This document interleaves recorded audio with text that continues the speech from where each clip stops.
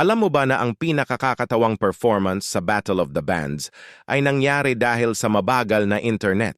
Si Mark at si Jay, dalawang IT professionals na may pangarap na maging rockstars, finally na-accept sa prestigious online competition. Pero habang tumutugtog sila ng opening song, biglang naglag ang internet nila. Nagsimula sa minor delay lang, pero naging complete disaster na. Habang tumutugtog si Mark ng guitar solo, nire-restart niya ang modem. Si Jay naman, nag-switch sa mobile hotspot habang kumakanta.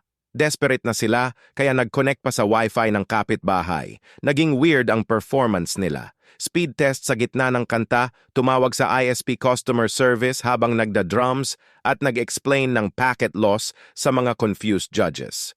Pero ang twist, ang mga judges naging impressed sa kanila. Akala nila, ginagamit nila ang network latency bilang musical instrument.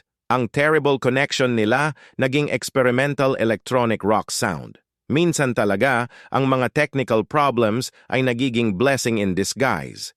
Ang IT skills nila naging part ng performance art na walang nakakapantay.